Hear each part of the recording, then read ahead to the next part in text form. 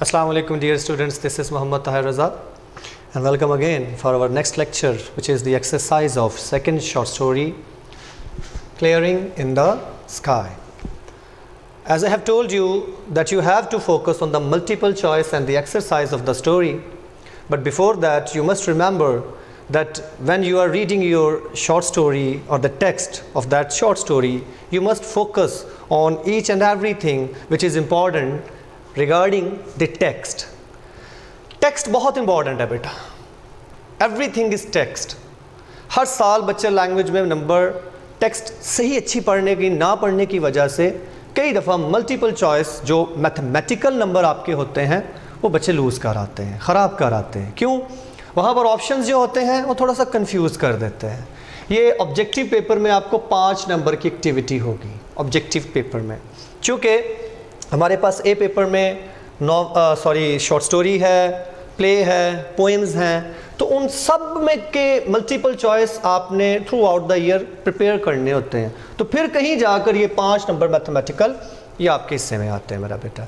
तो आइए पहले हिस्से की जानिब चलते हैं. अपना मल्टीपल चॉइस जो है एक बार ज़हन में रखिएगा.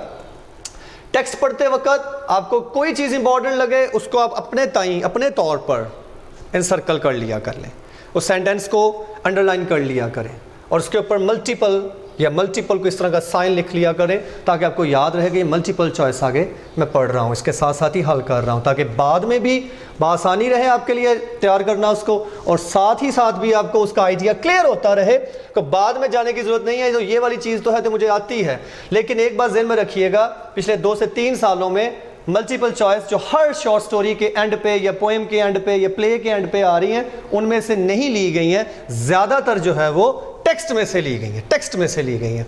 तो टेक्स्ट आपको पढ़ा भी रहे हैं मेरा बेटा, अच्छी तरह से आपका फोकस भी करवा रहे हैं ताकि आप अपने तौर पर सेल्फ स्टडी घर में बैठ के अच्छी कर सकें. देखिए जी, पहला ऑप्शन है the old man wanted to show his son. बूढ़ा अपने बेटे को कुछ दिखाना चाहता था. क्या दिखाना चाहता था जी? ऑप्शंस देखिएगा. His form, his land, patch of clearing, river. यहां पर मैं आपके जहन में पैदा होने वाला जो सवाल है उसका जवाब देना चाहूंगा, अगर आपके माइंड में होता है वो पैदा, कि समटाइम्स तो ये भी हो सकता है कि दो ऑप्शंस भी आपके सामने आ जाएंगे. लगेगा आपको कि ये वाला भी बनता है और ये वाला भी बनता है. आपका काम यह है कि आप जो मोस्ट अप्रोप्रिएट होगा उसकी तरफ जाना है. मोस्ट अप्रोप्रिएट यानी जो बहुत ज्यादा उसके करीब है, आपने उसके करीब जाना है, उसको फोकस करने की कोशिश करनी है मेरा बेटा. ठीक है, तो 2 वाले भी ऑप्शंस हो सकते हैं, बड़ी बात नहीं है. 2 ऑप्शंस भी हम बाज़ औक़ात बच्चे को कहते हैं हाँ बेटा ये भी बनता है. जैसा कि क्या है, हिज फॉर्म, उसका अपना फॉर्म यानी खेत जहां पर, his land, patch of clearing, river. ये भी नहीं है, ये भी नहीं है, इन दोनों के होते हुए, क्योंकि हिज फॉर्म वो हमें स्टोरी के शुरू से ही पता चलता है कि वो अपने फॉर्म पे लेकर जा रहा है अपने बेटे को. पैच ऑफ क्लियरिंग भी दिखाना चाहता था, लेकिन मोस्ट अप्रोप्रिएट कौन सा बनेगा बेटा? हिज फॉर्म, यानी वो जो खेत था उसका जहाँ पे वो काश्तकारी का अमल हुआ था, प्लांटेशन का अमल हुआ था बेटा, वो उसको दिखाना चाहता था. पहला ऑप्शन है ये पैच उसका, हिज फॉर्म का. ओके, द डे वॉज, अब देखें दिन क्या था? हॉट, प्लीजेंट, रेनी, ह्यूमिड. ह्यूमिड कहते हैं हबस वाला. अब आपने टेक्स्ट मेरे साथ पढ़ी है तो आपको पता हो सकता है कि ये कौन सा ऑप्शन है जी, ये हॉट है. इसको आप इनसर्कल कर लें, टेक्स्ट बुक निकालें, लेक्चर जैसे जैसे सुनते जा रहे हैं वैसे वैसे चीज़ को क्लियर करते जाएं साथ मेरा बेटा. How many years ago did the doctor advise the old man to take rest. कितने साल पहले डॉक्टर्स ने उसको कहा था रेस्ट करने के लिए? 40 ईयर्स अगो. फोर्थ ऑप्शन है how many children had the old man. कितने बच्चे थे उस बूढ़े के, उसके पास कितनी औलाद थी उसकी? कितने बच्चे थे बेटा उसके? 5. ठीक है, टेक्स्ट जब जैसे ही पहले पेज को आपने रीड करना है, पढ़ना है, तो वहाँ पर आपको ये ऑप्शन मिल जाएगा कि वो 5 बच्चों के कुंबे की कफालत करने के लिए जिंदा रहा. उसके बाद है 5th ऑप्शन है बेटा, what did the old man cut with his pocket knife. अपने उस जेबी चाकू से, जो जेब के अंदर वो चाकू रखता था, उससे उसने कौन सी चीज़ मुट्ठी भर काटी. ठीक है, अब देखें जी, कौन सी चीज़ उसने काट ली? अ सैपलिंग, एक झाड़ी को कहते हैं। कोई नौज़ायदा जो दरख्त होता है, जो कॉम्पल होती है, उसको भी कहा जाता है, सैपलिंग है। अ फ्लावर, कोई फूल था। या अ विस्प ऑफ अल्फालफा, यानी लूसन की एक मुट्ठी, विस्प मुट्ठी को कहते हैं, मुट्ठी पर किसी चीज़ को पकड़ के काटना, ठीक है, उसको काटा था। अ टमाटो, या कोई और चीज़ उसने काटी थी। तो ये क्या बना ऑप्शन आपका? अ विस्प ऑफ अल्फालफा, ये वाला ऑप्शन बना इसका। चार्ली बना, alpha, beta, Charlie and delta, तो ये बना आपका चार्ली। उसके बाद है जी, in how many years did the old man improve the land? कितने सालों में बाबा जी ने, उस बूढ़े ने अपनी उस लैंड को, उस वोर्न आउट यानी कटी फटी ज़मीन, बंजर ज़मीन जो थी, कितने साल लग गए, कितने साल लग गए उसको ठीक करने में, उससे काश्तकारी लेने में? तो ऑप्शन आ रहा है आपके सामने 20, 30, 40 और 60। तो ये ऑप्शन बनेगा मेरा बेटा क्या आपका? 30, जिसमें वो कहता है it took me 30 years to improve these old worn out acres. अंदाज़ा करें आप, 30 साल लग गए उसको। छोटा टाइम तो नहीं है, बहुत बड़ा वक्त है किसी इंसान की ज़िंदगी का कुछ कर लेने के लिए। What did the old man, why did the old man hunt for the squirrels? गिलहरियों का शिकार वो क्यों करता था, यानी वो गिलहरियों का शिकार क्यों कर रहा था, क्या क्यों इसको ज़रूरत पड़ती थी, क्या करने के लिए? ऑप्शन है टू सेल, बेचने के लिए, टू किल, बस वैसे ही मार देने के लिए, टू कुक फॉर मील, खाना खाने के लिए, पकाने के लिए, या टू पेट, या सुधारने के लिए, अपना पालतू बना के रखने के लिए।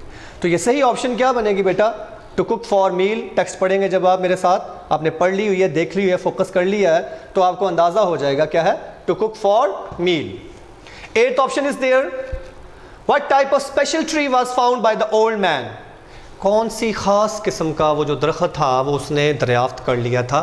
क्योंकि जब देखें स्टोरी हम पढ़ रहे थे तो उसमें बेटा जो था वो कह रहा था, अपने बाप के बारे में एक अंदाज़ा लगा रहा था कि इसको क्या नया मिल गया है जो मुझे ये लेकर पहाड़ पे जा रहा है, इसको कौन सी चीज़ नहीं मिल गई है। तो वो सोचना शुरू हो गया कि फ़लाँ दौर में वालिद साहब को फ़लाँ चीज़ मिली थी, शायद अभी भी उसी तरह की कोई चीज़ मिल गई है। तो जिस दौर में उसको जो कुछ मिला था वो क्या था जी? चेरी, चेरी नहीं है, एप्पल ये भी नहीं है, ऑरेंज ये भी नहीं है। तो टेक्स्ट जब आप पढ़ेंगे तो आपको पता चलेगा, आइडिया मिलेगा ये क्या था बेटा? Coffee tree. उसको जो एक नई किस्म की चीज़ मिल गई थी वहाँ पर, वो क्या थी? Coffee tree. 9th option is there, the clearing on the top was not more than, यानी जो साफ किया गया किता था वो इतने से ज़्यादा बढ़कर नहीं था। ऑप्शंस में हमें पता चलेगा कितना पूछ रहा है। 3 एकर्स, 3 एकड़ का था, 4 एकर्स, 4 एकड़ का था, या 2 एकर्स, ठीक है, 2 एकर्स में वो बनी था, या 3/4 ऑफ एन एकड़, यानी 3/4 था। तो सही ऑप्शन बनेगा आपका 3/4 ऑफ एन एकड़। तो इतना हिस्सा जो था बूढ़े ने वहाँ पे प्लांटेशन की थी, इतने हिस्से में, ठीक है। उसके बाद 10वां ऑप्शन आ रहा है, माफ़ रखिएगा, the land was fenced by, यानी फेंस्ड कहते हैं बाड़ लगाना। जब आप कोई चीज़ बना लेते हैं ज़मीन पे, कोई चीज़ काश्तकारी कर लेते हैं, तो आप समझ सकते हैं कि इर्द गिर्द उसके बाज़ औक़ात बचाने के लिए, आवारा मवेशियों से, दूसरे लोगों से बचाने के लिए बाड़ लगा दी जाती है, ठीक है। तो वो फेंस कहलाता है, बाड़ को फेंस कहा जाता है। तो the land was fenced by, यानी उसको किसने फेंस किया था, किसने उसके ऊपर बाड़ लगाई थी? The son, the mother, the old man, the brother of old man. तो ये ऑब्वियसली हमें पता है स्टोरी में कि ये जो बूढ़ा था, खुद बजाते खुद बूढ़े ने उसको जो है लैंड को फेंस किया था, वहाँ पे बाड़ लगाई हुई थी। तो एक्सरसाइज में मेरा बेटा मल्टीपल चॉइस मैंने आपके सामने 10 ऑप्शंस हैं इसके मल्टीपल चॉइस के, वो मैंने क्लियर किए आपके सामने। अब मैं आपके सामने मेरा बेटा शॉर्ट क्वेश्चन पढ़ूंगा तो उसको डिफ़ाइन करूंगा। हेल्पिंग बुक से आप मदद लें, उस शॉर्ट क्वेश्चंस को मेमोराइज करें, लिख के देखें बेटा, लिख के देखें। जब लिखेंगे आपकी गलती आपके सामने उभर कर आएगी, आप अपनी गलती को जज कर पाएंगे, ठीक है। तो लिखना एक ऐसा अमल है जो आपको फ़ायदा देगा, लिखना लाजमी है आपने। इसके बाद मैं आपके साथ नेक्स्ट लेक्चर में पंक्चुएशन डिस्कस करने जा रहा हूं, फर्स्ट स्टोरी की भी पंक्चुएशन और सेकंड स्टोरी की भी पंक्चुएशन, चूंकि दूसरी असाइनमेंट जो आपको मिलनी है मेरी तरफ से उसमें पंक्चुएशन ऐड करूंगा मैं। ओके, तो आइए जरा अब इसके शॉर्ट क्वेश्चंस रीड करते हैं। मेरा बेटा जो शॉर्ट क्वेश्चन है इसके देखिएगा। पहला शॉर्ट क्वेश्चन है इसका बेटा, why did not the old man follow the advice of the doctor, यानी बूढ़े ने डॉक्टर्स की एडवाइस को, उनकी नसीहत को क्यों फॉलो नहीं किया। तो हमने पढ़ा कि बूढ़ा जो था वो घर में आराम से बैठना नहीं चाहता था। He wanted to do a work, he wanted to do this kind of thing that may give him some kind of energy मिल पाए, उसको ताकत मिल पाए और वो अपनी ज़िंदगी में आगे बढ़ जाए, ना कि बिस्तर पे लेट के एक इम्पेंडिंग डेथ, आने वाली मौत जो हर इंसान को आनी है उसका इंतज़ार करे। बेटा इस तरह तो फिर इंसान वक्त से पहले ही मर जाएगा। ठीक है, तो ये वाली बात है कि डॉक्टर्स ने जो उसको एडवाइस किया था इसलिए नहीं माना बूढ़ा कि वो कुछ नोवेल करना चाहता था, नया करना चाहता था और अपने डॉक्टर्स को रॉन्ग साबित करना चाहता था। Second question is there, what had the doctor told the old man, doctors ने बाबा जी को, उस बूढ़े को क्या कहा था। हम जानते हैं कि डॉक्टर्स ने उसको कहा था अपने घर में बैठो। The doctors told him to take a rest and be in the home, जाओ घर जाओ, आराम करो और enjoy the few remaining days that he had left, जो उसके पास बच गए हुए दिन थे उनका वो मज़ा उठाए। ये वाला उसको नसीहत की गई थी, ये वाली बात डॉक्टर्स ने उसको कही थी, क्योंकि वो हार्ट पेशेंट था और ये भी कहा था कि चले मत, कहीं जगह पे वो चल के मत जाए, बल्कि आराम सुकून से वो बैठे। उसके बाद थर्ड क्वेश्चन है बेटा, अपनी अपनी शॉर्ट स्टोरी की जो टेक्स्ट है उसको खोल के रखें सामने अपने मेरा बेटा। सेकंड स्टोरी के हम शॉर्ट क्वेश्चंस डील कर रहे हैं। थर्ड क्वेश्चन है, where did the old man take his son, कहाँ लेकर गया था। अब ये वाला भी बात मैंने भी आपसे की है कि वो कहाँ लेकर गया था। He took his son to the patch of the clearing that he had cleared over the top of the mountain, जो पहाड़ी की चोटी पर उसने उसको क्लियर किया था, उस पैच को, उस जगह को, वहाँ पर वो अपने बेटे को लेकर गया था।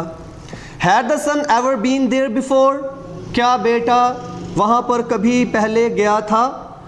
With the exception of last 3 years, he had been there for many times. ये सेंटेंस टेक्स्ट का चलता है कि वो पिछले 3 सालों के अलावा वहाँ पर कई दफ़ा जा चुका था, कई दफ़ा वहाँ पर उसकी ज़िंदगी का हिस्सा गुजरा था।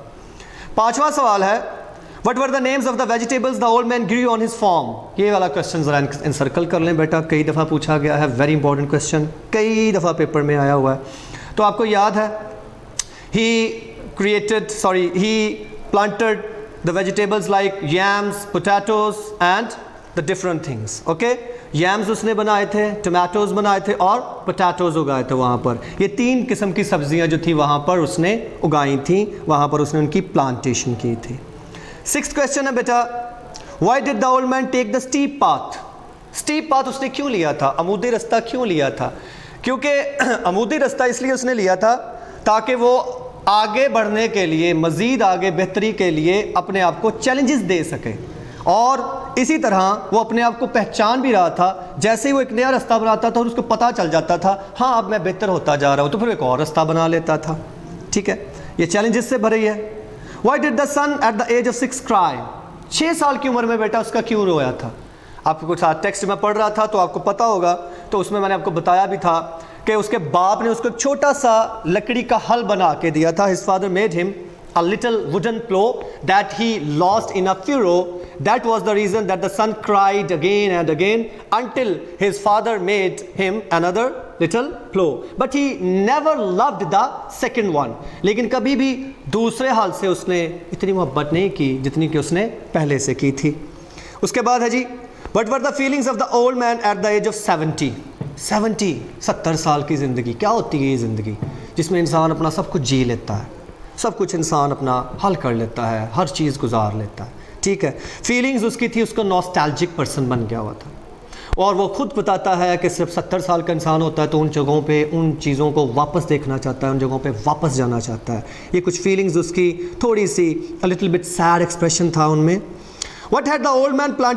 Why had the old man planted his secret garden? अपना ये मुज़मिर यानी ये सीक्रेट गार्डन उसने क्यों प्लांट किया था। क्योंकि ये उसकी ज़िंदगी का एक बेटा चैलेंज था, उसने अपने आप को एक चैलेंज दे दिया। वो इंसान कभी नहीं मरता है जो ज़िंदगी में हर दफ़ा अपने आप को एक नया चैलेंज दे के बढ़ता है। ये पूरी story, the whole story revolves around the will power. Will power वो पावर होती है बेटा जो आपको ज़िंदा रखती है।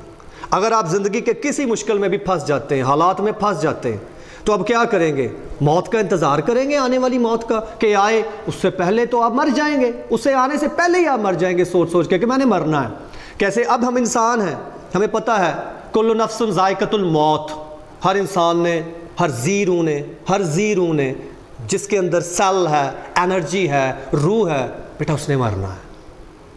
ही और शी हैज़ टू डाई, कोई भी है, ठीक है। अब अगर हमें ये कह दिया जाए आज रात 12 बजे आपने मर जाना है, तो रात 12 बजे जैसे आने से पहले पता नहीं आप कितनी मौतें मर जाएंगे, कितनी दफ़ा जी लेंगे और कितनी दफ़ा मर जाएंगे। लेकिन अगर ये कहा जाए कि आनी है, अब ये टाइम तो मुकर्रर नहीं है। बूढ़े को डॉक्टर कहते हैं तुमने मर जाना है, कहता है चलो ठीक है, अगर मैंने मरना है तो फिर मैं अपनी मौत को खुद चुन के मरूंगा। और इसी वजह से वो अपने आप को विल पावर देता है और फिर फोकस करता है, वर्क करता है और जद्दोजहद के साथ आगे बढ़ता है, और इस वजह से वो ज़िंदा रह जाता है। ज़िंदा रहने में मेरा बेटा कामयाब हो जाता है। अब इसकी एक्सरसाइज में जो चीज़ रह गई है वो है हमारी पंक्चुएशन है। तो इसके नेक्स्ट लेक्चर में आपको 2 पंक्चुएशंस की एक्सरसाइज मैं करवाऊंगा मेरा बेटा। फर्स्ट स्टोरी की भी होगी और सेकंड स्टोरी भी होगी। दूसरी असाइनमेंट में आपको जो है इन दोनों पंक्चुएशंस में से मैंने आपको वर्क देना है, आपको असाइनमेंट मिलनी है। जो पहली असाइनमेंट है मेरा बेटा फर्स्ट स्टोरी की, उसमें मैंने पेयर ऑफ वर्ड्स रखे हैं और एप्लीकेशन है, और इसमें इस दफ़ा इंशाल्लाह आपको पंक्चुएशन भी मेरी तरफ से नॉमिनेट की जाएगी। थैंक यू वेरी मच मेरा बेटा, wish you all the best. अल्लाह हाफिज़।